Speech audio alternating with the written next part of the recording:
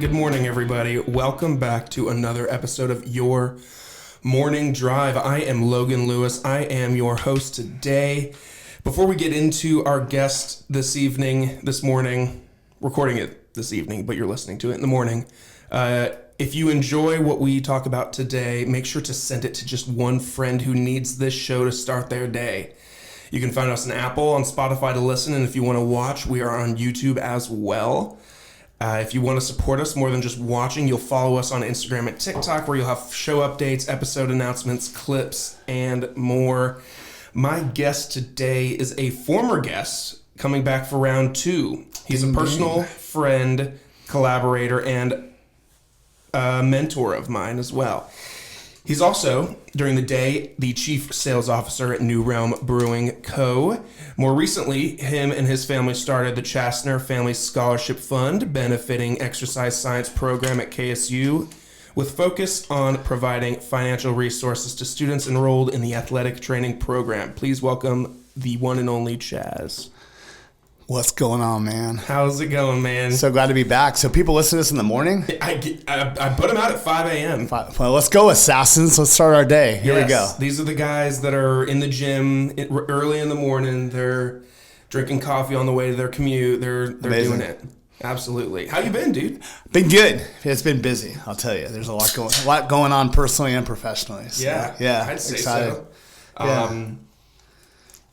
I'm sipping on a White Claw over here. I know. I'm so offended, but I understand your position. I understand. You're one of very few that can't drink hops, that can't drink beer, right? Well, you know what's funny is the last time I went to the doctor, I got some blood work done for some other miscellaneous things, and she was like, "Oh, I actually didn't find any traces of you being allergic to hops anymore." Okay. And I was like, okay, so an allergy can do that. And she was like, yeah, allergies can come and go whenever they please. And I was like, okay, so does that mean I can drink a beer? And she was like, you can try. And I was like, well, how certain are you? And she was like, well, you might want to have your EpiPen nearby just in case. And I was like, you know what? Until I have that EpiPen in my pocket, I'm going to just play it safe. Yeah. Well, and I'd love to get back into beer and try new beers and all the things and be able to try and support your beers, but I can't. We would love that, but when the time's right, we don't want to make sure you're healthy. So the conversation we had way back when, a few years ago at this point. Yeah. Isn't that crazy that I've known you for 2-3 years? Time flies. It does when you're having fun. Absolutely. Or when you're busy. When you're busy. Mostly when you're busy. But I think everyone's busy. Yeah. It's been a fun ride for sure. They don't tell you when you're young how busy you're going to be when you're an adult. Factual. Yeah. They tell you that you're going to get out of college if you go to college. Yep. You're going to work your job. You're going to start a family. You're going to do the whole American thing. And it just flies by. It does. But I literally was talking to somebody about this earlier today. And I think those are the years to keep should be your busiest years, like when, corporately or as you're getting into the workforce, right? And just dive in and go. We can talk more about that, but yeah, it's happening now though. I'm 47. You're 47? I've never been busier. No, yeah, I swear to God, not even blowing smoke up your ass. I thought you were probably in your mid-30s. Nah, I wish. Your energy is mid-30s. I'm probably the youngest 47-year-old you probably associate with. I would be willing to put money on that. Yeah. I keep myself busy. I think I thrive in the hustle culture for sure. You think so? Oh, absolutely. If you just look at the last 3 to 4 jobs I've had and everything I've done in my career, I definitely thrive in the hustle culture. Yeah, just go. Yeah. If you are stagnant for a period of time, do you get bored easily? Massive cabin fever. Really? Yeah. I don't like being home, and just chilling is not a thing Chaz does. Really? Yeah. Chaz doesn't just chill. Not to talk in the third person, but that is not something I do. I'm not a chiller. I'm always on the go. In fact, I was in where was I yesterday? I was in Greenville Monday, Tuesday, and I brought a buddy along with me to play in a golf tournament on Monday. And he took the 2 days off, and so we get done playing golf, and I had to obviously catch up on work from the day. Mm-hmm. And so I'm just working until 10 o'clock at night on the computer. He just looked over, and he just shook his head. He's like, dude, you don't have an off button. And I'm like, that's what it takes. Well, I respect that mentality because there's a lot that would argue that if you work hard now, it'll pay off later. And like, I always grew up with my dad never being home. He was never around. And at the time, it was like, God, I mean, Dad is never home, and it sucked. But now, I mean, he's in his mid to late 50s, and him and my mom are doing swell. Yeah. And he could retire at any moment now, and he'd be fine. But he hustled and hustled and hustled, and he always told us, like, hey, I might have not been around so much when you guys were kids, but that's because I wanted this life. That's when right. you guys are adults, I can be your friends rather than being stuck in an office all damn day. But I think that ties back to his purpose. Like, he was doing it for a reason, and that reason was he wanted to make sure that he was set for this stage of life, right? Absolutely. That's something we wanted to talk about, is finding your purpose. Yeah, big time. I think that, I mentioned, there's been a lot going on personally and professionally. And I think, one thing that I have found over the last, it's been very recent, but, 12 to 24 months is, what is that purpose? What is my purpose? And I think I've worked my ass off my entire career, right? I started working, I think we talked about this earlier, I started, 14 working at a car wash. Prior to that, I was, doing things just to make money. And, I think leading up to where I'm at today, it was just hustle, make more money, climb jobs, continue to grow. And now I work for different reasons now, truly working for legacy. And, how do I set my kids up for success financially, but also how do I show them how to give back to the community, right? And what is the legacy that the Chassner family and Jeff Chassner in particular is going to leave behind when I'm not here? I'm kind of at that in between. I think they call it the sandwich years, right? At 47. So I do have young kids. I have an 18-year-old daughter, 15-year-old daughter, and a 10-year-old son. And, my wife and I are both experiencing life now without having both of our parents. Both of our dads passed away. And so we're starting to see, there's not that person between me and the Grim Reaper. That generation is gone. So I have the next X number of years to create my legacy. And for me, it's, obviously tied to my passion for Kennesaw State University, but also for people such as yourself and several others that, I like to mentor and I like to sit down and have these types of conversations away from a microphone, like, what is your purpose? What are you working towards? And how can I help you? Right. And how can I help you achieve your goals and your dreams? And did you have anybody like that for you when you were my age?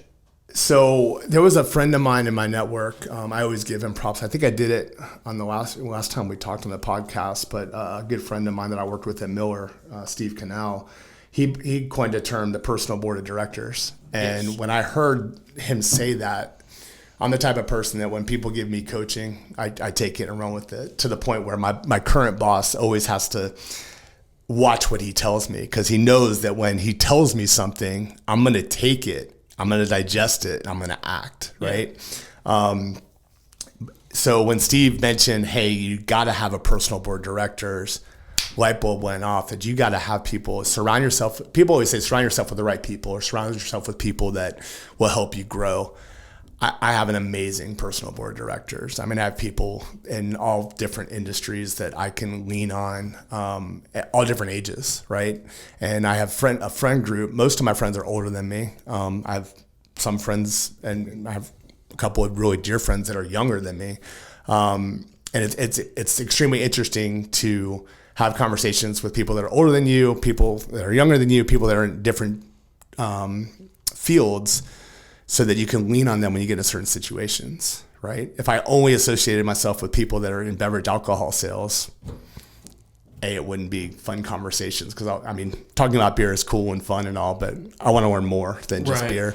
Right. So yeah, your question was, do I have people that I kind of lean on? I think, and I definitely have a very strong personal board of directors that I lean on, coaches, mentors, and I think that's important for anybody.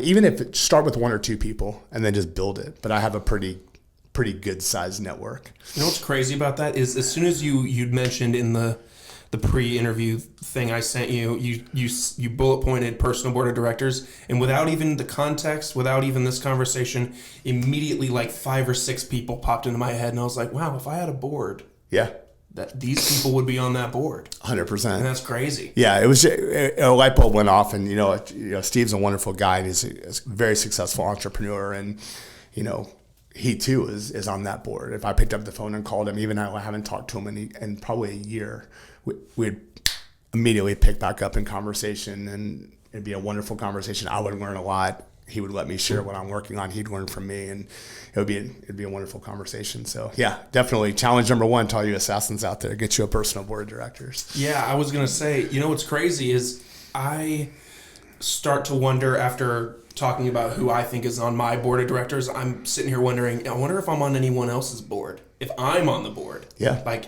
am I on my brother or sister's board that are younger than me? Like, I might be, but like you said, like you haven't talked to Steve, and maybe if you haven't talked to him in a year, you're still on that board. Like, I remember when we started a few months ago talking much more frequently, because there had been probably a year or so that in between just, life. I got married, honeymoon, all that stuff. I mean, and then all of a sudden you text me about Old Town. We go to Old Town, and the conversation picks back up. Absolutely. And it does for everybody, right? Yeah. I mean, so yeah, it's, that's a really important thing. I think, that leads to networking, right? And just the strength of building a strong network. So you have, that personal board of directors, and they all have massive networks too that could just plug you in.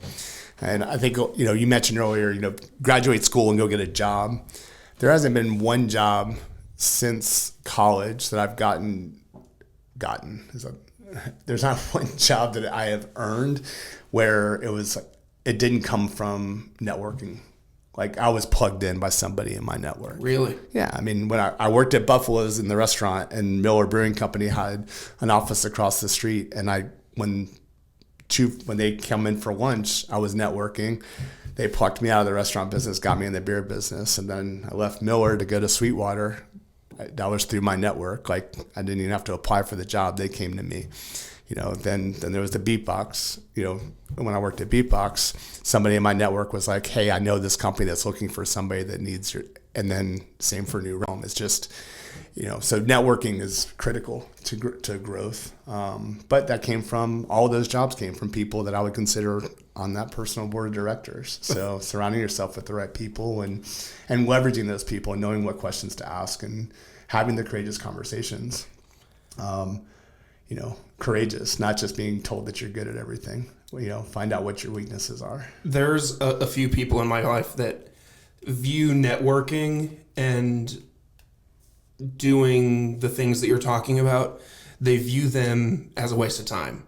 And I continuously, I'm not going to try to change anybody, but people ask me, you probably see my picture a lot on LinkedIn and stuff on my day jobs, promotions, sure, and their events and their community outreach, because I just love doing that kind of stuff. And I do love networking. Yeah. And people at my company always will say, why do you do that so much? And at first I always want to say, because I feel like it, because I enjoy it, but I've never argued that piece of, I feel like you're shooting yourself in the foot to not do it. Absolutely. Like, even if it's like, what I'm lucky about with the company that I work for, they are very involved in all the communities and counties that they're present in. And I mean, tomorrow night I'm going to a Cartersville barbecue, like cook-off, something. But I'm representing my company, and sure, I get to go and network with local business owners in Cartersville where I live, which I'm excited for. But you might be meeting your next boss. Exactly. Or you might be meeting somebody that can plug you into getting the best guest ever. Yeah. I mean, what's that? I should have looked it up, but I mean, who's the podcaster that got, was it Drake or whatever? Like, just out of the blue, didn't know him, just DM'd and he came on the show. Oh, and yeah. And Bobby's something. Yeah, Bobby Altoff or something like that. And just blew up to, overnight. Yeah, absolutely. So you never know who, one conversation always leads to the next. It's something I always tell people. So, you're going to go to this barbecue, make sure you talk to everybody there, meet everybody, introduce, get business cards. And it's not about leveraging people or using people. It's about building authentic relationships too. Right. Something you just touched on is like, are you on somebody else's personal board of directors? There's so much growth in that. I've grown as a person mentoring the people that I'm that I get to mentor. It's a privilege, to talk to people. And I probably learn more from those conversations than what they give me, than what I give them. I'm just asking questions, and I'm just giving my life experience. But to see how these entrepreneurs that I talk to, or these people that I mentor, like yourself, like, I don't know anything about your line of work, but when I ask you questions, I learn, and that's beneficial to me. It's almost selfish a little bit, but I like giving, I just love that. And I think that's my, tying back to purpose, like there's something, I was talking to someone last week, I forget who it was, but there's something, I know who it was. I was talking to a KSU professor. I had lunch. Once again, somebody introduced me to this guy. I didn't know him, met him for lunch. And he made the comment that most people don't understand what it feels like to give either time or financial resources and see that come to fruition for somebody else, right? I mean, listen, I make a good living. I'm not a multimillionaire, but I'm fortunate to be able to give what I can to the university or to people or to organizations. But seeing that money go to work someplace else to benefit other people, that's one hell of a feeling, brother. Really? Oh, God. Yeah. Yeah, it's a cool feeling. Yeah. That's amazing. Yeah. That's amazing. So, I mean, the KSU thing, the athletic scholarship, I mean, we won't even be able to prize that for probably 3 or 4 years. But the first time that my wife and I get to show up and give money to a student, I mean, remember, everyone listening doesn't know this, but like I was on athletic scholarship at KSU for wrapping ankles, giving out Advil, and filling up water bottles. Full ride by my junior year. So, I mean, I felt almost an obligation to give back. I mean, that's just incredible, right? The university paid for my college education for that. And I got to meet amazing people. I got to be a part of the sports, the athletic program. I'm wearing a national championship ring right now from the baseball team in '96. Like I was a part of something. But it's just, it's an incredible feeling to give back. And I almost felt obligated to do it, but we're at a spot where we can do that. And I want to continue to do that. But when I'm able to actually prize the money, that's going to be a day on the calendar that'll be circled. Because I'll be able to help somebody else and see the money that my wife and I worked for a greater good of somebody else. And that's a hell of a feeling, man. That's amazing. I love that. Also, we're authentic on this podcast, so I don't edit out the in between things. When you are sitting right behind the mic like you just were, that's when it sounds the best. Oh, right here? Oh yeah, Got it. Peak. Sorry Chaz. about that. No, you're good. It still sounds good, but it just sounds cool. best. Sounds Like best. that. Perfect. I'm here. It's covering up our mouths, but that's okay. It's all right. Cool. That's amazing, man. I love that. We have a foundation through my day job as well, and I don't give anything remotely huge, but it is cool because our foundation works with a lot of charities. Yeah. And getting to see the stuff that they do for those charities is amazing. And I'm not patting myself on the back because it's not like I'm donating thousands of dollars a year or hundreds of dollars a year even, but the little things that I do here and there, it's really cool. Well, I mean, you great. get to experience that feeling that that I described, right? And not everybody gets everybody chooses to feel that to earn that feeling. And I'm not saying that they're bad people for not doing it, right? I'm just saying it makes me feel really good, yeah. And so that's really my purpose. And do I want to make more money? Hell yeah, we all do, right? But if I made more money, I'd probably be able to do more of that because that's fulfilling. You'd be able to give back more. Yeah, and it doesn't have to be money too. Like, let's be fair. It could be time, right? It could be just having those conversations. It could be you getting on go mentor somebody. Start there, and that's a once a week, once a month conversation. You're giving your time back to somebody else. You're influencing them in a positive way. And, I promise you'll get more out of it than they will. I know I do. I mentioned that earlier. Like there's people that I talk to and mentor, and I'm like, I get off the call and I'm like, I gotta go to the gym. Like that was just, I'm ready. Like you're ready to just I'm ready to kill the world. Yeah. It's fun. It's fun. That's incredible. That's incredible. So what triggered, I know you went to KSU and you obviously you got your degree there. Yeah? I did. And you almost question whether or not I have a degree. That's cool. I got it. Well, you never know, man. I got Some people go, they don't make it the whole way. I knew you probably didn't. Just making sure. Didn't want you to be like, well, actually, I dropped out, and that's part of my success story. But there's where was I going at? Oh, so what? I feel like since I've followed you for a few years now, I haven't seen that much until maybe the last 6 months, 9 months or so.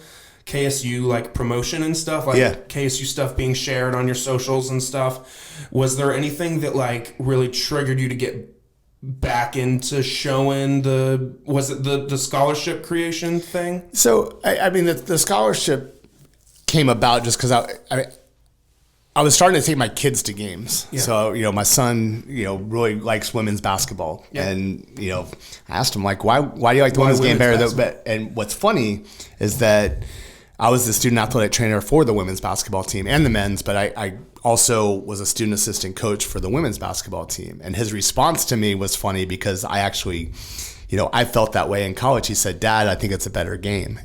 It's more teamwork. And I thought that was an interesting response from a 10-year-old. Very intelligent answer. Yeah, from a 10-year-old. And the fact that I felt the same way when I was in college. I was like, okay, I was studying the game, and I'm like, okay, there's more teamwork, there's more collaboration. So I was taking him to games. My 15-year-old daughter loves KSU, loves going to games. Obviously, the basketball team past couple of years, last year, this past season was a lot of fun, but 2 years ago when we went to the March Madness. Yeah. So, I mean, I've always had a love for it, but I think sharing that with the kids really started a couple of years ago. And the conversation started, well, hey, I'd like to give back. And it was like, okay, one conversation led to another. And now, we were fortunate to be able to put this together and work with Alicia over at KSU and work with Rob and just kind of, now we put our stamp on it, and this will hopefully be the first of many more things we get to do. So I'm a bad KSU graduate, man. I've not been to one sporting event from KSU. It's horrible, man. I want to go, but it's one of those things that what's holding you back? Nothing. It's inexpensive fun, man. I would love to go. Yeah. I take that back. I went to one KSU hockey game. Okay. Which I'm pretty sure isn't that's at a club the time team. It was a club team. It wasn't directly affiliated with the school, but they kind of used the KSU name. But that's the only game I've been to. I feel like a bad we've been to. I mean, it also. I guess it dates back before taking the kids to games. We went to the first football season. I mean, we went to every game, and we've been to a couple games ever. So I mean, it's right in our backyard. We don't live far from campus. Both Kelly and I, my wife and I, graduated from KSU, and so there's a passion point there for sure. And passing that down, from one generation to the other, it's pretty cool. Do you think your kids will go to KSU? I hope Ashley does. Yeah. She's expressed interest, but she's also, I don't know, she wants to go further away from home and experience life away from home. For sure. I lived at home when I went to KSU, so I understand that. My siblings went to Illinois. They got very far away from home. So I was always kind of jealous that they got to do that because they come back and they're different. You're always different when you leave home and you go back home.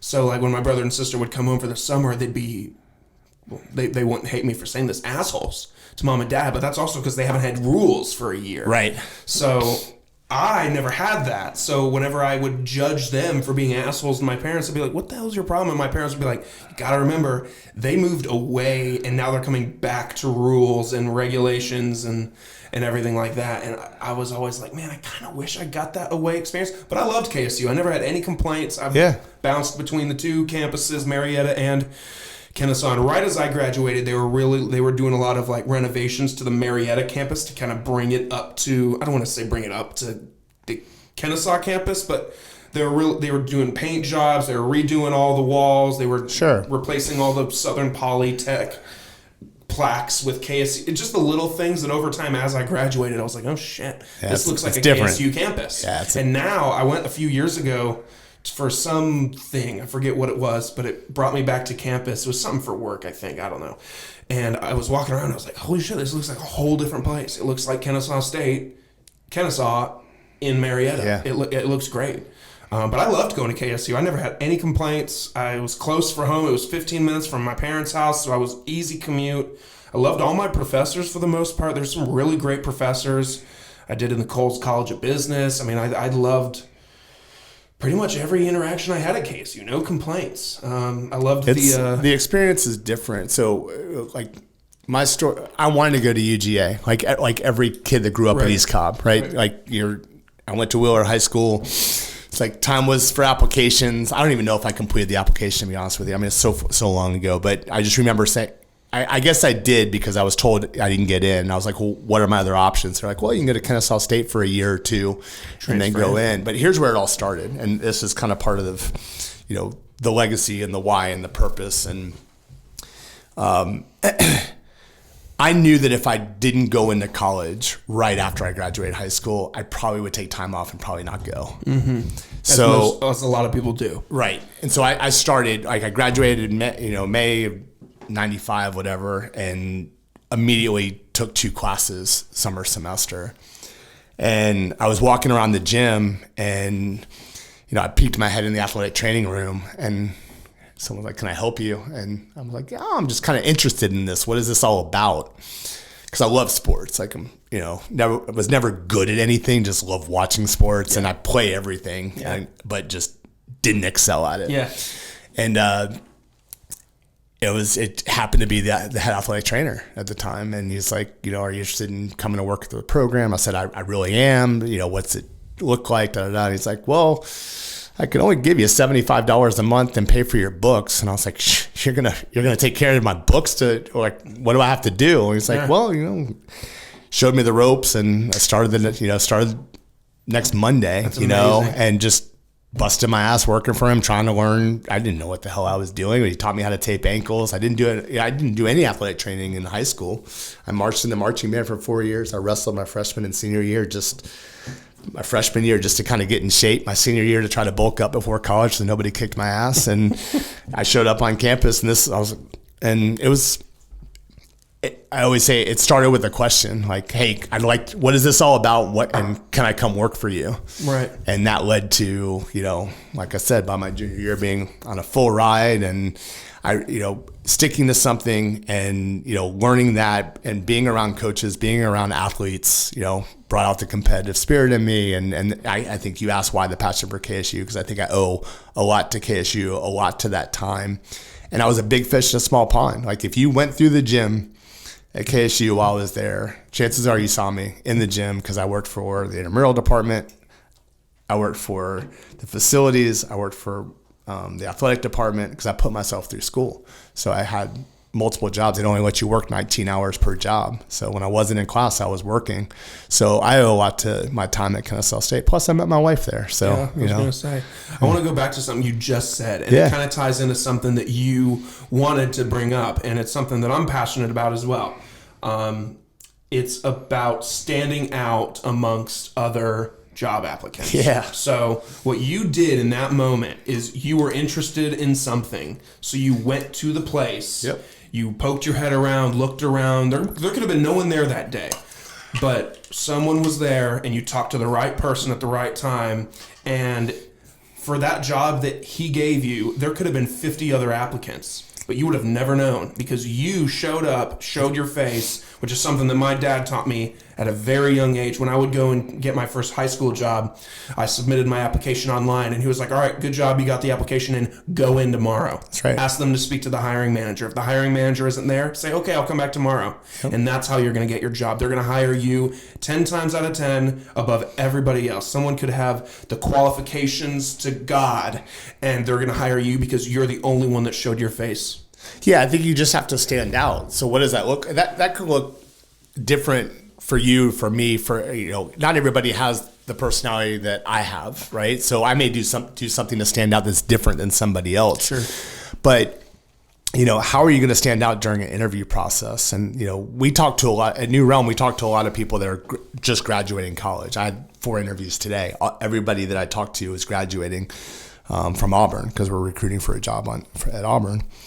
And what I look for when I'm interviewing somebody is like, how are they positioning themselves? How are they going to stand out? What makes this person different than the other 3 people that are interviewing for this job? Because they all don't have experience. They're all graduating from college. Mm-hmm. They all have the same degree.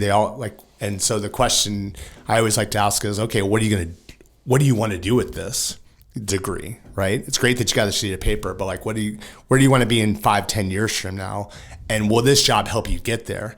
Because if it's not going to help you get there, then it's not the right job for you. It's not the right fit. And you're going to come in 3 months, you're going to leave because you're going to see it's not the right fit. So, I think it's really important during that interview process. And if you're interviewing for a job, you have to stand out during that interview process. And I'll tell you, I suck at interviewing, like for years. And I got the feedback and I kept working on it. But the good thing is a lot of those jobs that I've received, I didn't have to necessarily interview for because I networked. Mm-hmm. But interviewing is an art. But you have to stand out. And, somebody, I asked somebody, how am I supposed to stand out? Like there was one time, I think there was a job at Monster Energy, and I was like, oh man, what a job for Chaz, right? Like for me, right. I'm like, Mr. Energy. Right. And so someone in my network was like, take your resume, FedEx the resume to the hiring manager and ask for a signature that person, the hiring manager, has to sign it. And that's when I learned, okay, that's one hell of a way to stand out, right? Because they're getting thousands of resumes, but if you FedEx it to the person, they have to sign for it, you're guaranteed that he or she has to look at your resume. It's a great way to stand out, right? Or somebody else said a handwritten letter as a thank you versus an email, right? Instead of, hey, thanks for your time today, greatly appreciate it, looking forward to the next steps, write a handwritten letter, because no one does that anymore, and send that in. So just find ways to stand out. And differentiate yourself, because everyone that's coming out of school is all looking for there's only so many jobs out there. Cool jobs you want. That's really good. Yeah. Is it little things like that? Let's say the 4 people that you interviewed today, they all are just all equal. Yep. In all ways. The one person that handwrites you that letter, are you hiring that person? I don't know if I'm hiring them, but I'm definitely strongly considering. Sure. Yeah. Because me personally, when I interview people, I look for energy. I look for, does this job going to help them get to where they want to get to in their career? Remember, purpose. Like, this isn't just a job for X number of dollars a year. Like, because I want to help people grow. Like that. Going back to the, When you say that, like, where are you going to be 5-10 years from now? Would you be appalled at somebody saying, I might not be with the company that I'm interviewing for right now? Like you said, you want to help people grow. Like, what if they had responded, like, hopefully I use this role to help me get to my next role? Yeah. Would you respect that answer? I think in today's world, that's a reality. Yeah. I think if anybody tells you I want to retire from the company, that this is my first job and I want to retire here, like, I don't think you're thinking big enough, right? Because, I know in my industry, you have to change jobs to get to a financial level, like, that you want to get to. Yeah. So I think I would challenge somebody if they said, hey, I want to retire, from New Realm. I'd be like, okay, that's wonderful, but what do you really want to do? Like, right. Because, okay, great, I'm going to give you a 3% pay raise, 4%, 5% pay raise every year. Like, you want to earn a good living, right? Like, it'll take forever to get to the level of financial success that you probably really want to get to. Because I grew up in the household of my dad. And by the way, I'm not saying that we only give 3, 4, 5% raises. I'm just using it as an example. Yeah. Hopefully someone's just like, well, I only got 2%. Yeah, exactly. But my dad, he's worked at the same company for 30 years, and he'll retire at this company. And there's a piece of me that respects that loyalty and, like, grow within your organization. But then there's another piece of me that knows the reality of today. Yep. And, a lot of people in my dad's age, my mom will often make this criticism of, oh, you kids, you just want the next job. You guys don't want to work for it.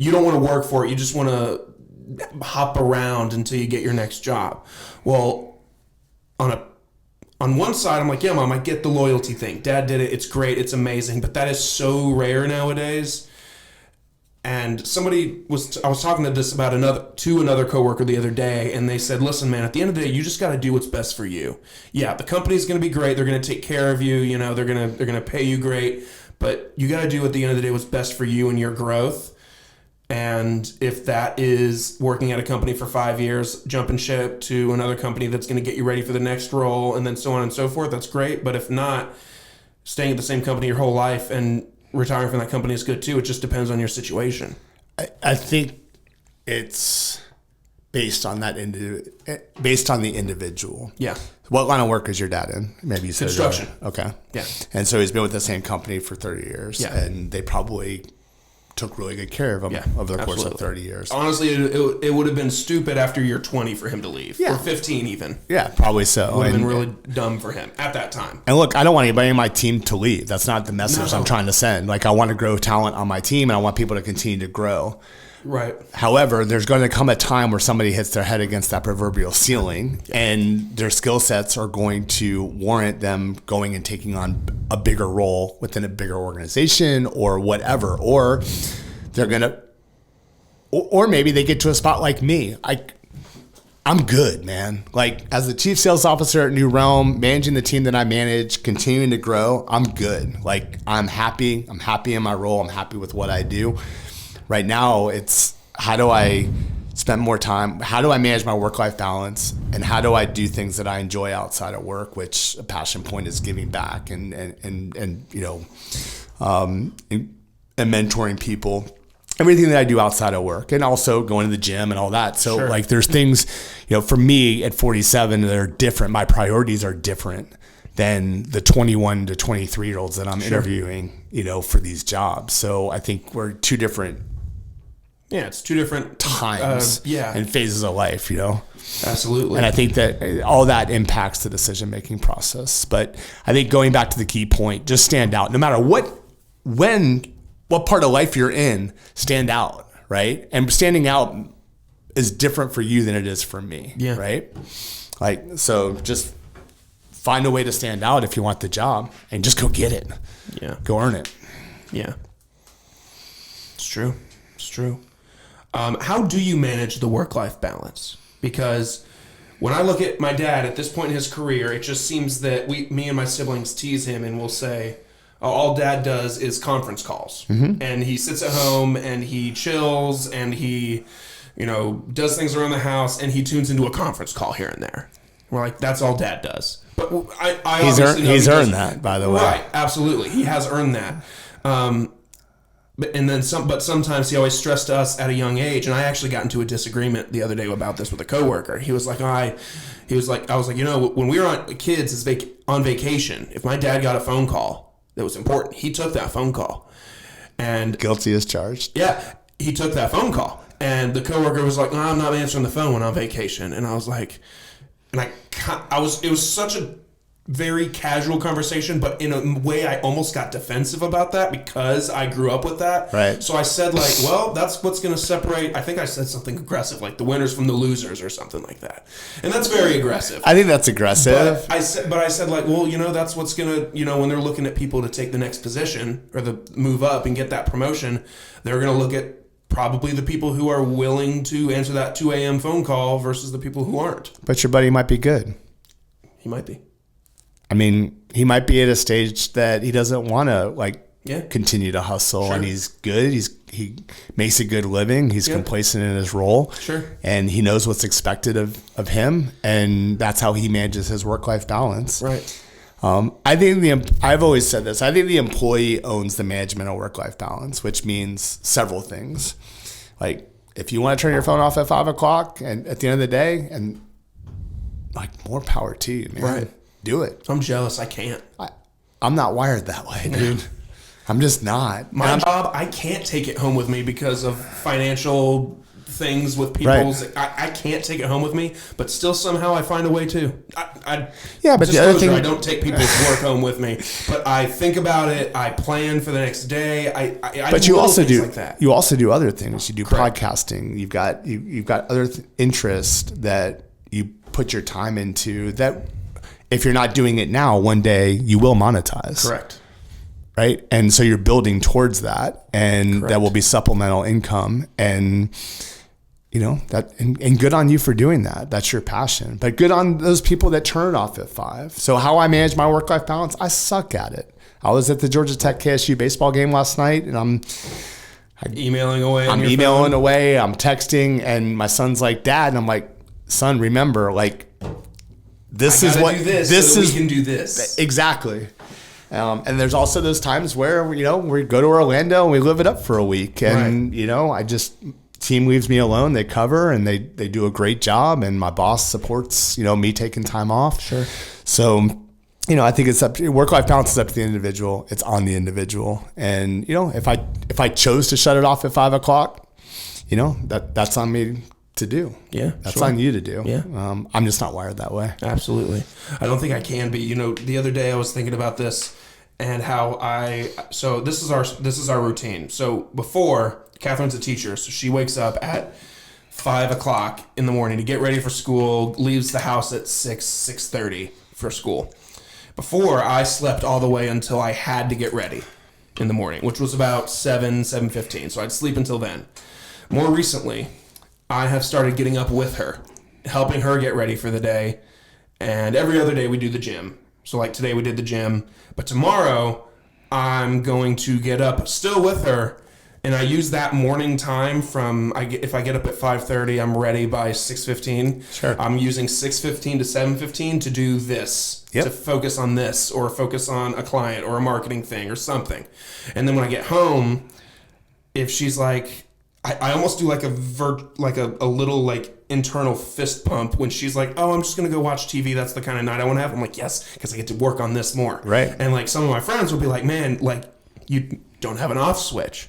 And I'm like, sometimes I wish I did. Yep. But I just don't. And I'm fine with that. As long as you're fine with it. I think you have to be comfortable with it, right? You have to be comfortable with who you are and how you handle it. And now your wife has to be comfortable with it too, by the way. And that's something that I have started to try to struggle with since getting married and buying a house together. So now we're doing the American thing. We are in that moment where it's just us two.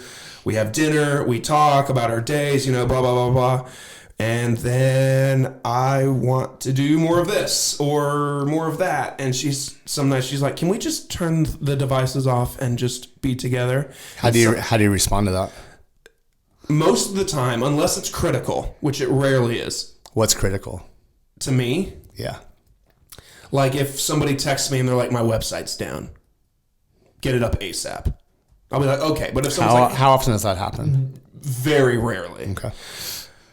Most of the time, I'll agree and say, yeah, absolutely, sure. But if I do have something critical, I'll be like, can we do this tomorrow night, Friday night? Because I have to do this now. And usually she understands and gets it, and especially with websites. I mean, if New Realm's website went down it's a big deal. It'd be an emergency for sure. For whoever's in charge of that. Yep. But for these small businesses, I mean, it's rarely an emergency, but yeah. So she understands, and I understand both sides of it. So it's not a bad reaction usually. Good. Yeah. Listen, you're a team now. So just make, what's the one thing in work-life balance, right? You got to when you're married, you got to make sure that your better half is, is doing good. All right. Happy wife, happy life. Yeah. It's an expression for a reason. For sure. And we don't have kids yet. So, I keep telling her, I'm like, let me do this now before we have kids. Because I know that when we have kids, all the priorities shift to doing what's best for them. Yep. And if I don't get to work on my stuff for 4 days because I have kids that are sick, so be it. So while we don't have kids now, let me just let me be gone from home. Like some nights, like this week, I have this networking event tomorrow night. On Friday night, we got something. Tonight, I had this. Last night, I had something, and she was like, "Man, almost every night this week you're gone." I'm like, "Let me do this now." That's the time to do it now. Build the business now. Build it while you're young, so that it'll pay the dividends down the road. Correct. For sure. Yeah, and that's why a couple of people that I'm fortunate to mentor, that's the coaching I gave them, and one was like, "I'm tired." I'm like, "Good." Yeah, sounds like you're doing something right. You're doing the right thing. How much money did you make again on that side hustle last month? How much are you putting away? What does that look like in 10 years from now? Now, look, if you need time off, take the time off, call the time out. But, you're the top 1%, dude. You're killing it, right? Go, run harder. Yeah, absolutely. So how's New Realm. We haven't even talked about New Realm. New Realm's amazing. Yeah, things are going good. It's really exciting. It's a fun industry. And business is good. We're going to year 6 in distribution, and I've been here for coming up on 4 years. I'm the longest tenured person on the leadership team right now, which is kind of a weird thing to say out loud, but that's awesome. But yeah, it's really cool. It's been fun to build the sales team. It's been fun to see, the people that have come into the organization and left and what they're doing and keeping in touch with them. That's something I pride myself on. I had a sales rep recently leave, and he was on board for 9 months. And, he calls me out of the blue and he's like, "What are you doing the rest of the day?" And I was at Old Town and I was having lunch and I got a text like, "What are you doing the rest of the day?" I'm like, "Oh," the guy I was with, I was like, "Oh, my rep's about to resign." He goes, "What do you mean?" I go, "Watch." And so I go and meet with him and he resigns, but he's, great guy, worked his ass off, did a great job. But one thing that I really pride myself on as a people manager and somebody that, wants to invest in people is, the relationship doesn't stop when they leave New Realm or stop working for me. Yeah. It's how can I continue to support you? And, he left to go double his salary and he's strongly committed. He moved across the country for the next job. He had 5 days to do it. Hell yeah. Good for him. So he resigned. I was like, hell yeah. How can I support you, man? What do you need from me? He's like, "Dude, I can't work 2 weeks. I got to be there on Wednesday." I'm like, so I think there's a lesson in there. I think that, as I talked to, I pride myself on it. It's like it's not transactional. The relationships at work are not transactional. Yeah. It's like, we're building a team, and just because somebody leaves doesn't mean they're a bad person or they're leaving the organization. So I continue to support this person. How's it going? And we talk regularly. And I'm real proud of him and real proud that he spent the time here and learned, and he found out this ultimately was not the career path he wanted to, he wanted to go into sales, but he wanted to sell something else. Okay. But that's going back to people. Passion point for me. Business in New Realm is phenomenal. Hazy Like a Fox is absolutely killing it right now. Is it? It's our number one seller. It's our scan data is amazing. Total growth is doing real well. We're opening up our 5th location in a couple of weeks in Greenville, South Carolina. Amazing.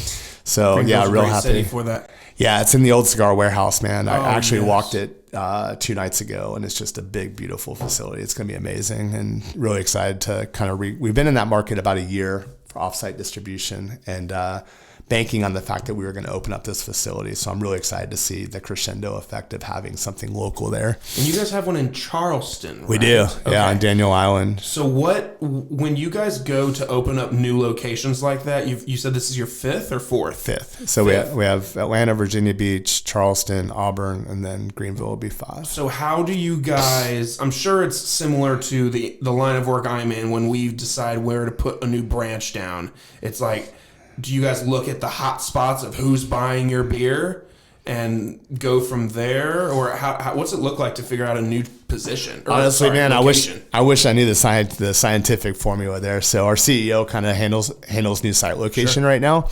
I just tell him to feed me more, man. Go get more locations. Let's go get more brands. Give me more to sell, because I just want to continue to grow. I meant to tag you the other night. Me and a buddy went to who's also probably on that board of directors. He doesn't know it, or maybe he does, but we went to Keegan's in Woodstock, and they were selling Hazy Like a Fox, and he tried it, and he loved it. And I meant to take a picture of the beer and tag you and tag New Realm, but I completely forgot about it. Aren't you in the social media business? I know, man. What's up? I meant to do it, too, because I thought of you. Every single time now I see New Realm's name. So let me ask you this. Are you seeing it more today than 3 years ago? Absolutely.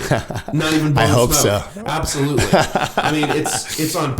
They had a nice big Hazy Like a Fox poster on their bathroom door. Yeah. They had it on their kitchen door. Yeah. I was like, damn, like this must be killing it, because I know was the last one popular that you guys. When we went to Old Town a few weeks ago, what was the one? It was like Blackberry Smoke. Yeah, Blackberry Smoke is our partnership with the band, because he my buddy asked them at first, he's like, do you guys still have blackberry smoke? And they're like, no, we got hazy like a fox right now. And he was like, damn, I really like I got to go back and talk to him and at least get it in cans.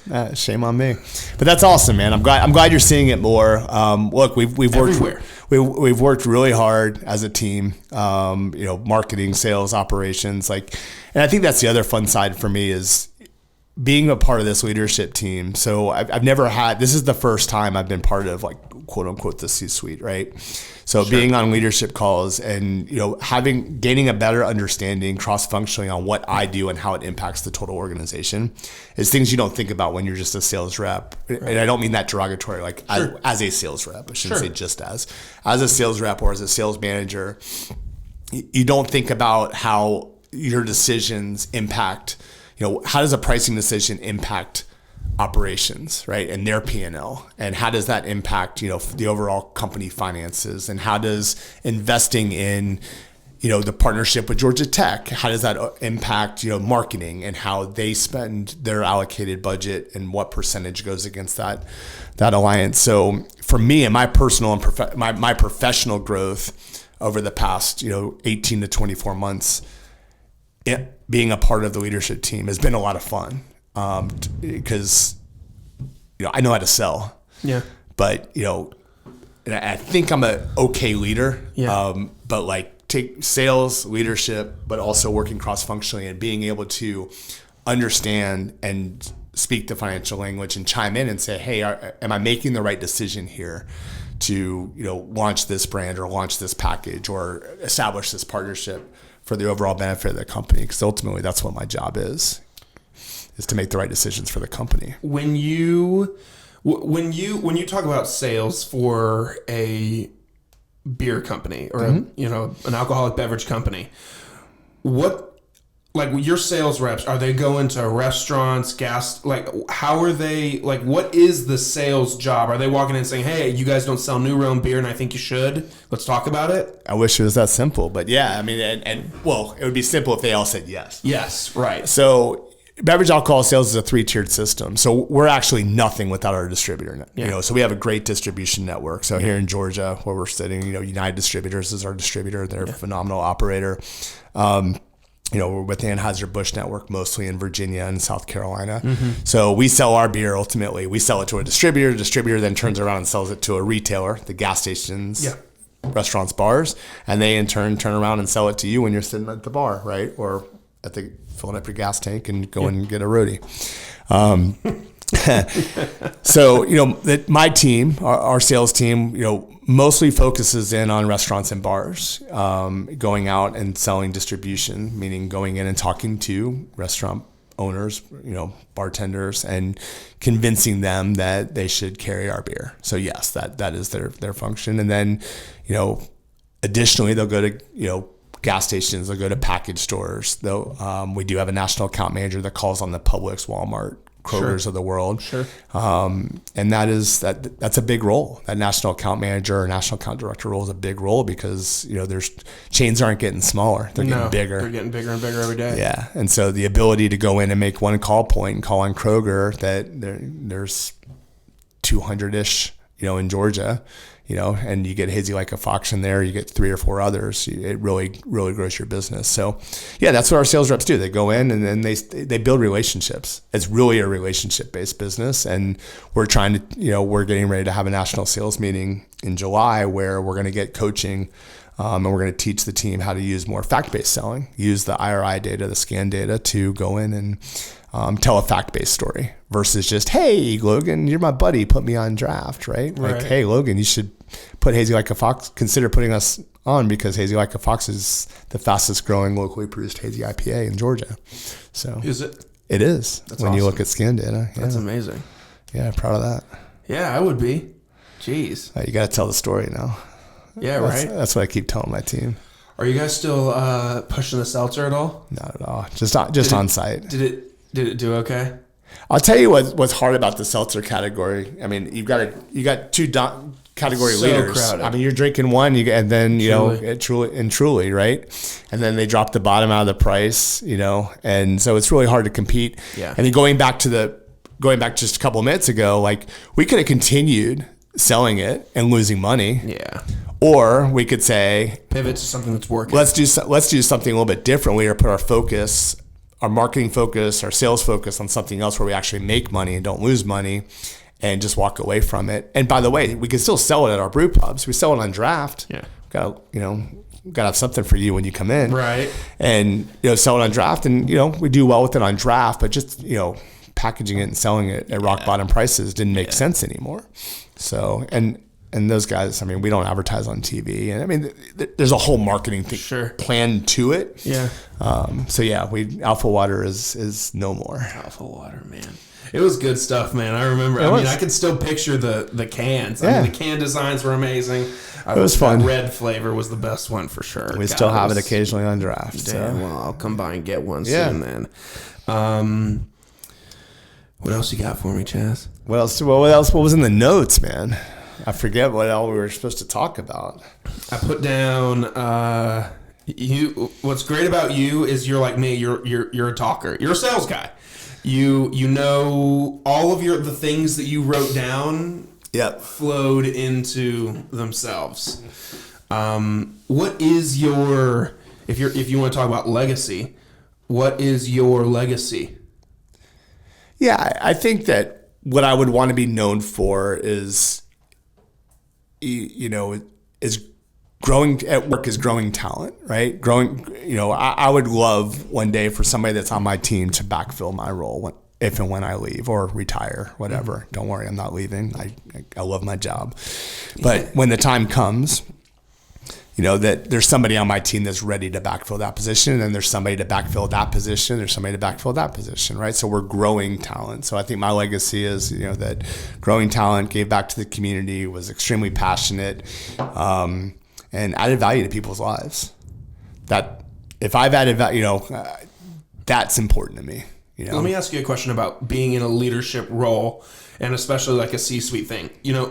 Everyone always says, like, especially when you're at I don't want to say the bottom of the company, but when you're the opposite from a C-suite, you're just starting out. Yep. Is it true? And maybe for larger corporations like Anheuser-Busch or Miller or, the big guys or any company that's big, they always say, like, hey, leadership knows everything about everybody. They see everything, they hear everything, they know everything. Is that true? I think so. So, I mean, I'll draw back from my time when I was at Miller Brewing Company for 10 years. There was always succession planning in place. Really? Always, yeah. I was going to say, like, when you're talking about this person that might take your role when you retire. For sure. Do you guys already think about that? I know they do. Okay. I mean, I've been away from that organization longer than I was with that organization. Right. Wonderful organization when I was there. Miller Brewing, when it was Miller Coors, it was awesome. Great learning experiences, great people. I just know when I was working there was definitely succession planning. I would say Sweetwater, I don't know if there was succession planning in place. I would say that, here we're still relatively in startup mode. Yeah. There's not that many layers in our organization on purpose. Yeah. But as we grow, there's opportunity for more layers in the organization, creating more opportunity for people to grow in the organization. What do you think about? I've always been curious of this as well. So you worked for Miller Coors. Yep. Huge organization. And then you've gone and you've worked for like New Realm, which is a much more small, local.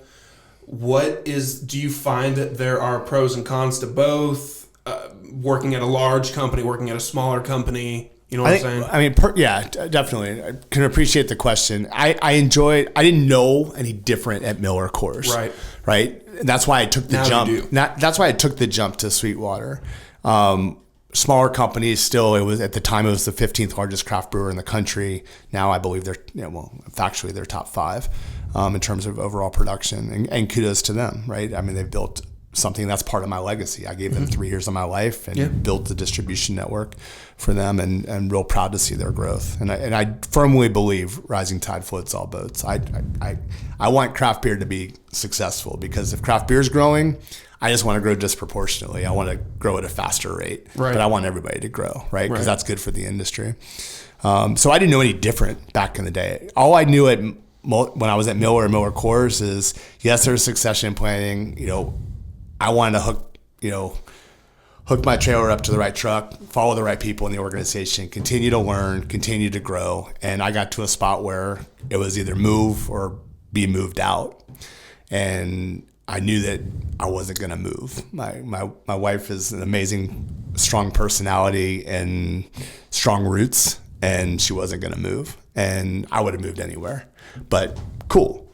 So I knew I needed to find a different job and change And they wanted companies. you to move? The next role I would have had to move. I kind of got to a spot where it was a regional position based in Atlanta, and it was like, and shortly after I left, that position was eliminated. Yeah. And so I would have had to have done something else. Yeah. Probably had to move.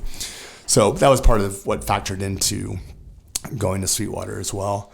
I learned startup hustle culture a little bit at Sweetwater, but where I really learned it was at Beatbox. I mean, Beatbox was like, a handful of people. Now there's 200 plus employees, I think, there now. And, once again, I've been gone from there for 4 years, but keep my finger on the pulse and love everything that they're doing. But I mean, the difference between Miller, Beatbox, New Realm, how I describe it is if you turn that battleship 1 degree at Miller Coors, you're on stage shaking the president's hand at the end of the year. Like, you come up with one really good idea and it takes off.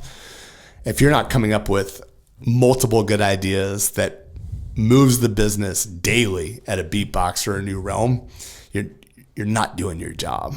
Like, we come up with ideas and implement and go a lot faster in a smaller company, and there's much larger impact to the business on a daily basis. Yeah. Doesn't mean more cases, just more bigger impact. Right. Right. Now, Molson Coors, you develop, Topo Chico or whatever, and you bring, that's a ton of volume, right?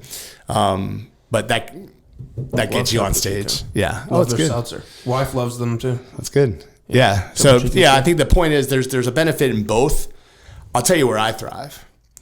I thrive in the environment of like the catalyst, like, let's get this thing rolling, right? Like pushing, being that, I don't think I've ever described it this way, but like being that guy that'll put the boulder on his shoulder and get it up the first part of the hill. I was very comfortable. I've never said this out loud. I was very comfortable. So this is a good moment. Exclusive. I was very comfortable leaving Beatbox at the time that I left Beatbox, right? I mean, doing less than 1,000 cases a month. When I left, we were doing about 35,000 cases a month. Now they're doing 600,000 cases a month. I don't look back and say, "Oh shit, I wish I could have been that guy." I probably wasn't that guy. I wasn't the guy at the time to go from 35 to 600,000, but I damn sure was the guy to get it from 1,000 to 35,000. And I thrived in that. Right. I just loved being, and I think it's the same way here at New Realm. I want to be here much longer than I was at Beatbox, and I think I have that opportunity. But I think I'm at the spot where I'm pushing that boulder. I'm getting more people to help me push that boulder up the hill, and the view. We're not at the top, but the view is getting better. Hell yeah, it's amazing. That was poetic. It was poetic. You damn know that there's going to be a clip of you talking about that. Oh, man. Yeah, I think, look, man, I appreciate the opportunity to be here. Round 2, I think it's fun just talking. It's weird that there's microphones because I think that just going to Old Town, our cheers and talking. But hopefully somebody, got something out of this today. I don't know what's in there, but whoever's listening, I hope you got something. And, I think, I couldn't get through a podcast without saying, let's fucking go. I think you just got to charge the day, man. Hell yeah. And get after it. And proud of you for getting in the gym, by the way. Thanks, man. It's can't tell you how critical that is. It's tough. This morning was a tough one. It was really hard. But you did it. Yeah. You did it. And actually, I think we're going tomorrow because we can't go Friday. So we're going tomorrow too. Yeah, I think, we all follow probably the same people. There's, all those people that motivators out there, but I think the hardest part is just getting up and going. And once you're there, it's cool. Yeah. But getting up, and luckily our gym is 3 minutes down the road, so we just jump in the car at 4:50 and we're there at 4:55. It's great. But we're almost done, but we're not done yet. Last time we talked, I don't remember if this was the case, but I have a list of questions for you to ask. Hit me with it. They've kind of morphed over the years, so there might be some similar ones. Your answers might have changed, or they might be completely new. So are you ready for these ending questions? Let's do it. What's your favorite movie? I'm a big Christmas movie guy. Really? Yeah. So I really love. It's a tie between Polar Express and Elf. I feel like that doesn't get the credit it deserves. I think part of that is it brings the family, like having a family of 5, right? Like we all run our separate ways, but come that holiday season, those are 2 movies that brings everybody together. Christmas Eve, my family always watches Polar Express together. That's the best, man. It's just a great tradition. The songs are playing in my head right now. Like, do you guys do the whole roller coaster thing when on the train? Yes, every time. Yeah, it's doesn't matter how old I'm going to be. I'm going to be making it a roller coaster. Totally. Do you drink coffee? Love coffee. What's your coffee order?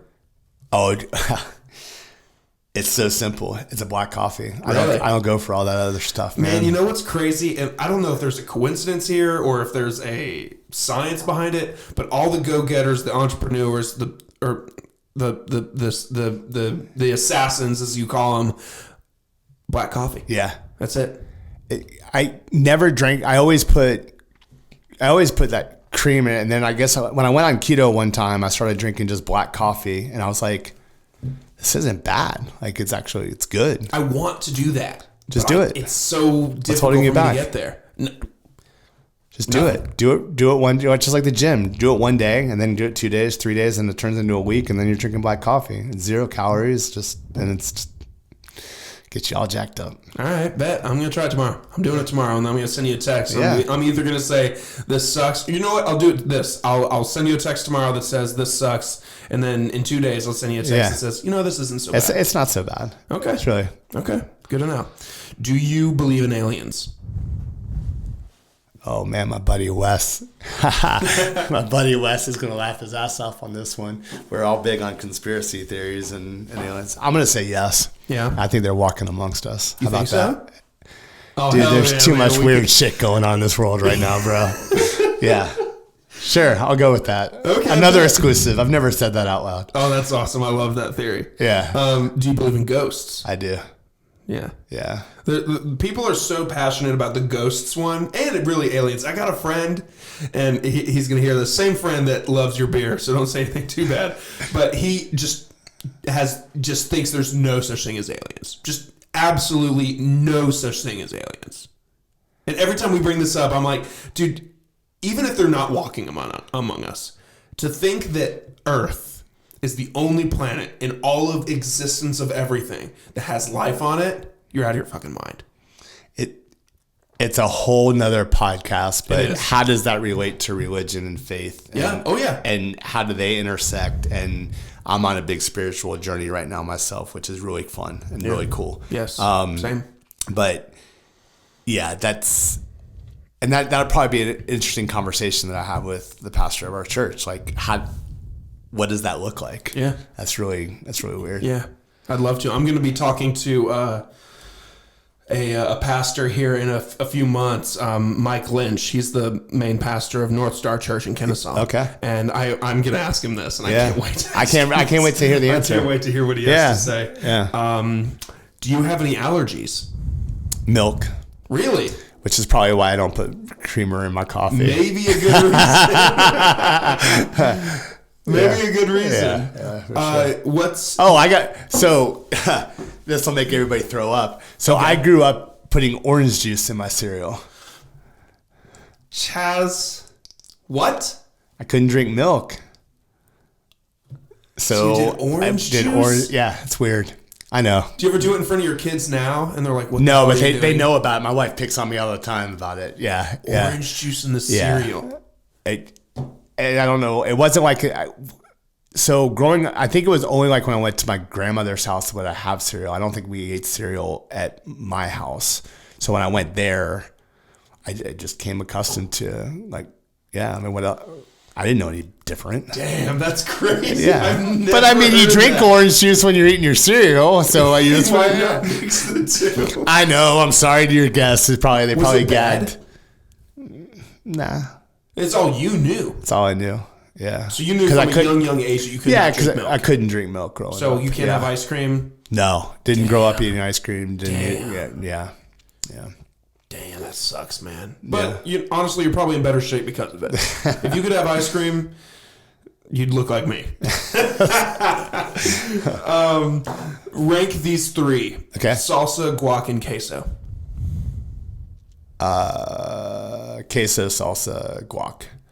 Not a big fan. You asked me this on the last one. Yeah. Still not a big fan of guac. I know that's weird. I'm not a fan of guac either. Yeah, queso is good. Always, when you have kids, you always have to order queso. Yeah. So let's talk about the price of going out for Mexican food. Yeah. It drastically increases when you have kids because you got to get the large queso every time you go Every out. single time. Yeah. Do they like it with the jalapenos or no jalapenos? No jalapenos. Same here. I'm a picky boy. I don't want jalapenos. All right, so let me ask you a question in between. When you go out with friends and you order the cheese dip, who gets stuck with it on the bill when you split the tab? And I want to ask you a question too.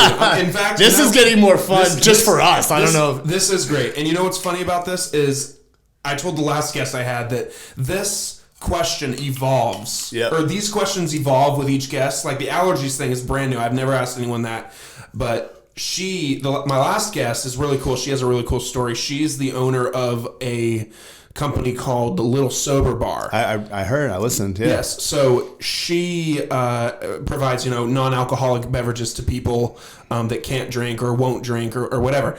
And the topic came up of allergies, and I was like, that's a really good question. I'm gonna start asking people what they're allergic to, because I'm allergic to everything. Yeah. I've recently found out that I can't have bananas. Sucks. I love bananas. That's trouble. It is trouble. Same thing that happened with beer. Is I sipped a beer, figured out I was allergic to hops. Ate a banana one morning on the way to work. Boom, mouth puffed up. I was like, son of a bitch. I love bananas. Yeah. Damn, where was we going? I asked you who gets stuck with the cheese dip. You know what's funny is often enough I feel like I eat the most of it, so I volunteer.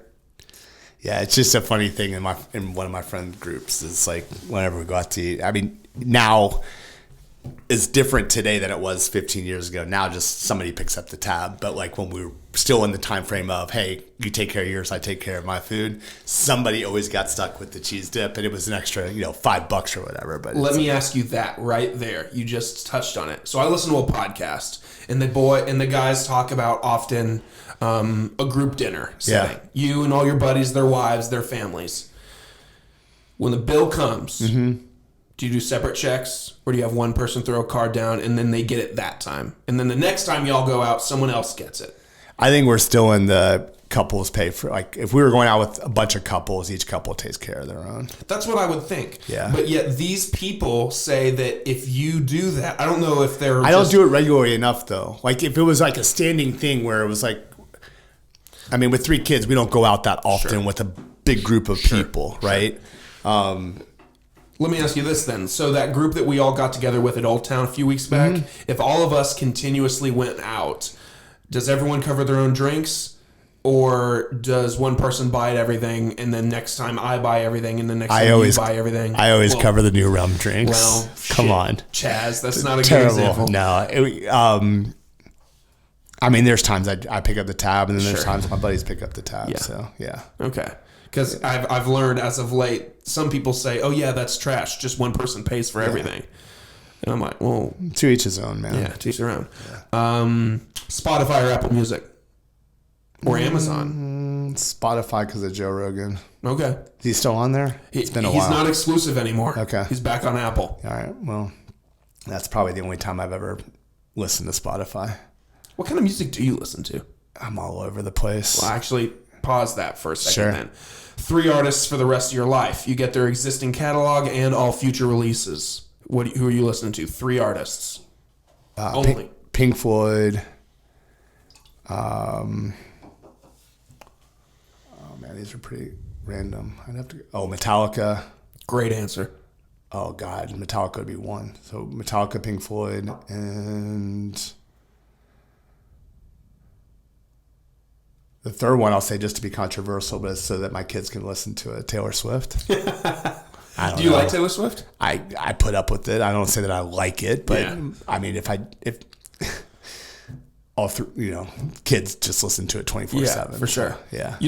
If like or hate Taylor Swift, you can't deny that she has some bangers. I mean, some of the music you can't help but just bop along to. There's such I'm not a cult. It on by myself. No, I don't. I turn it on the car when they're with and keeps them quiet and happy. I have a joke that I'll have to tell you afterwards. Sure. I can't say it on here. But yeah, but Metallica and Pink Floyd by far. Like I listen to them the most. I definitely grew up listening to Metallica. Yeah. I love Metallica. People always seem surprised by that answer. I'm like, because I listen to primarily country and hip hop. Okay. But then I love Metallica. Love Metallica.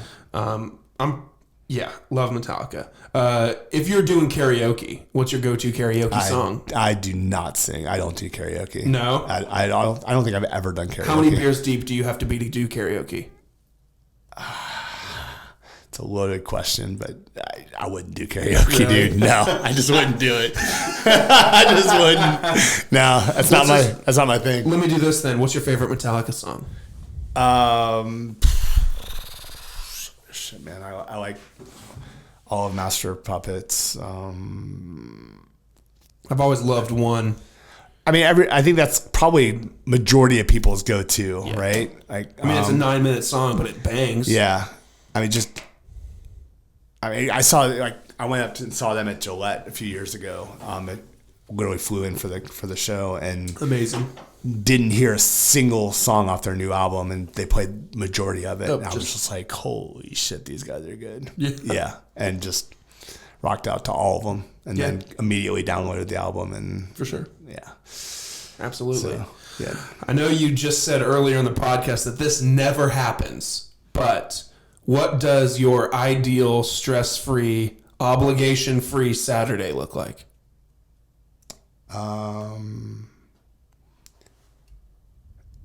Playing tennis. Okay. I guess the ideal day would be playing tennis and watching March Madness. That'd be a killer day. Watching basketball. Mm-hmm. Okay. Yeah. Good college or college football. This ties into all the things we've been talking about, this next one, but what does success look like to you? Leaving a legacy? Yeah, I would say I think I'm living it now, man. I hope to have, a huge financial windfall soon. Sure. I paid my dues and, helped a company, help them get to where they are today. I didn't do half the things that they've done that they're doing now. I hope there's a financial windfall one day and I'll be financially free. But man, look at what I have in my life. I've got a beautiful wife. I've got 3 amazing kids.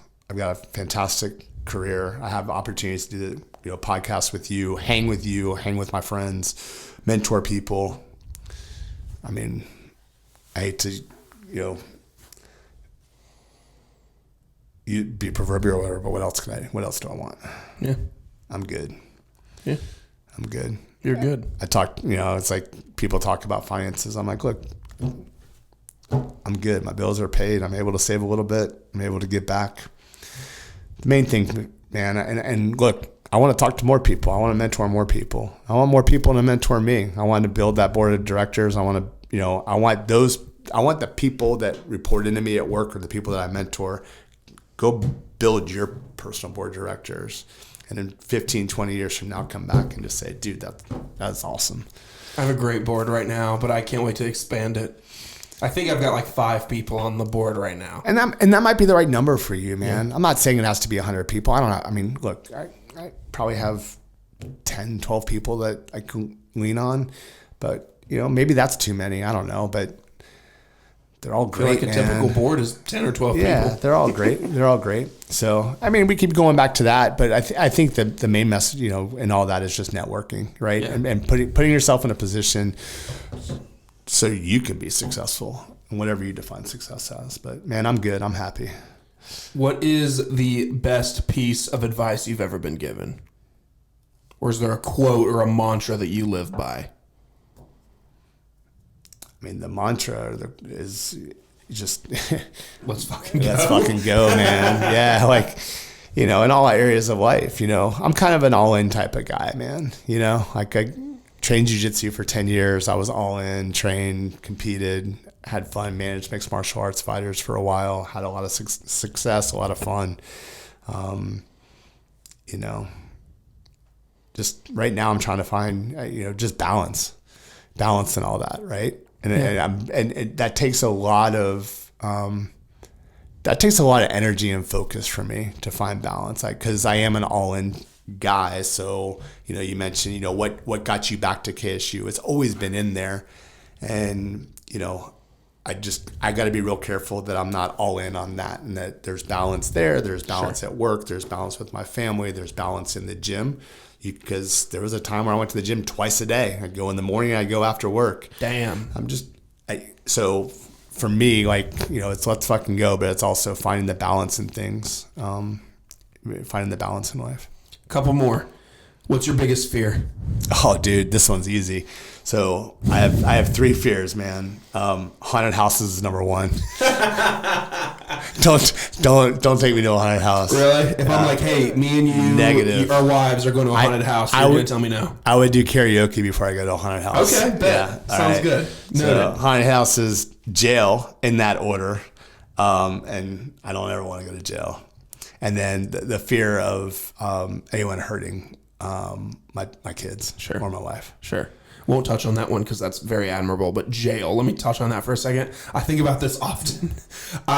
When I watch these movies or TV shows or whatever, I often think like, dude, I wouldn't last a day in jail. Here's the thing. It's horrifying to me, that thought. So we're in a very small room right now. Yeah. And are you claustrophobic? I don't know if it's claustrophobic or just the feeling of I don't like enclosed spaces. Like planes, like being trapped? I'm okay. Yeah, planes, I'm okay. You know, small room. I always sit. I always sit with my back where I can see the rest of the room. Yeah. So it's like I don't like closed spaces, and I'm sure that there's something there. But that's the part in jail. I'm a chameleon, dude. I could make friends. I could do. Sure. So it's not necessarily the fear of who I'm around or what you're doing. It's being that door locking and me not being in control to be able to open that door and walk out if I wanted to. Are you a control freak? It depends on who you ask. I'm absolutely a control freak. I'm sure there's. But I often do, like, I sit where I can see. I don't like having my back turned to a majority of the room. Correct. I like to be able to see outward. Always.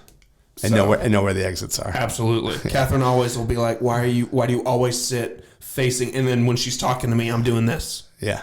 Like looking around. She's like, what are you looking at? Are you listening to me? I am listening to you. But I'm just watching. You're protecting her. You're making sure there's an exit strategy. Absolutely. Yeah. And then so lastly, that's the jail piece for me. Yeah, absolutely. There's no exit strategy when no exit strategy. Yeah, and just the sitting, like I said earlier, like I don't chill. So like sitting there alone with my thoughts, would not terrifying. Is terrifying. Yeah, that's awesome. It would not be awesome. No.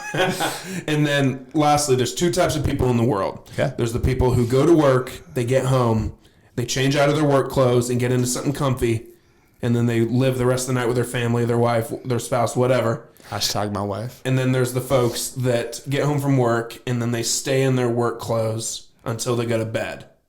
Which one are you? My wife is the first one on the second one. Really? You stay in your work clothes, you'll stay in jeans all day. Yeah. You'll be chilling well, I know you don't chill. On the couch. Yeah, I mean when I watch TV, I'll wear jeans. Sure. Damn. I get home and this is coming off immediately. Right into like before I do anything. Sweats or like basketball shorts. Your Spider-Man pajamas? Yeah. Okay. Absolutely. Interesting. If it's the winter, sweats probably and like a t-shirt. I've got no issue wearing jeans damn. I don't know what it is. Maybe it's like separating. Maybe it's like separating work from home. But then again, I do work at home too, but immediately coming off. immediately. I got a buddy who will wear khakis to bed. Or not to bed, but until bed. And I always call him a psycho. I've been known to sleep in jeans before. I've done it too. I did it when I was in high school or middle school a few times. And my friends were like, dude, you're a serial killer. So, in fact, he'll never listen to this. But if he does, it'd be funny as could be. But in fact, so in college when student athletic trainer for the basketball team, and then through the conference tournament, right? Losing the conference tournament, and the baseball team was playing at the same college where the tournament was being hosted. So got off one bus, got on the next bus, knew nobody, didn't know a single baseball player on the Kennesaw's team. Yeah. Didn't even know who the coach was, quite honestly. Just got on the bus, he introduces himself. I ended up rooming with the coach, on the road on the trip, and I fell asleep in my jeans. And next morning, he's like, "Who the hell sleeps in jeans?" Like, he's cutting on me. He's like, "Who sleeps in jeans?" Like, I was like, "I don't know, man. I guess I do." Sorry, but yeah, got called out by the coach for sleeping in jeans. That's hilarious. So, yeah. Chaz, so now at this point, if you want to plug New Realm, if you want to plug yourself, do anything like that, here's your chance. No, man, I just appreciate the time, and I'll share a link. But obviously, another passion point is riding in the Spin for Kids ride that benefits Camp Twin Lakes. Yes. I've done that for several years. Last year, raised over $20,000. Amazing. This year, I'm trying to break $30,000. So we've got some programs running at retail for New Realm, like a Truck and Tap, and we're going to have some feature activity where they're going to donate money per pint to Camp Twin Lakes. So we're getting those types of programs sold in now. Hopefully raise over $30,000 to send more kids to camp. So I'll send you that flyer so you can post that with this and help us raise some money. I think I talked a lot about my passion points. I appreciate the opportunity. I don't know if there's any nuggets in here that anybody will benefit from, but it was, like always, man, it's just fun chatting with you. So. Absolutely, dude. Every time we leave a conversation, I always I'm in the car and I call Catherine. I'm like, I'm just amped right now. Like let's fucking go. Yeah. Like that whole good. Mindset of man, I just want to go and just want to kick a hole through something and just get after. So I had a positive impact. Those are the type of interactions that I thrive off of. If I can make more people feel like that. And find people that make me feel like that, right? Absolutely. Those days too that I get up in the morning, I'm like, I don't want to go to the gym. Hell yeah. Right? But we all need people in our lives that can motivate us. So. Absolutely. So thanks for taking the time out of your busy schedule to come and chat with me and hang with me. Next time we'll do it without a mic, and we'll go up to Old Town, the stomping grounds, hang out with some folks and party. Yeah. Always a pleasure. Wish you continued success, man. Thanks. Love to the family, to the kids, to the wife. Same to you. And can't wait to do it again. Appreciate it, man. Absolutely. Guys, if you liked what we talked about, like I said at the beginning, Instagram, TikTok, Apple, Spotify, YouTube. Check out New Realm if you're a local Georgia resident. If you're not local to Georgia, if you're in all of the markets that New Realm is sold, buy their beer, Hazy Fox IPA, right? IPA. Hazy like a fox, it's a hazy IPA. Look at you plugging my company. I like it. There it is. Thank you. Kennesaw State, hooty hoo. Go Owls. Go Owls. And Go luck to the women's golf team who are going to the regionals in Auburn. There it is. Guys, we will see you again next time. Later.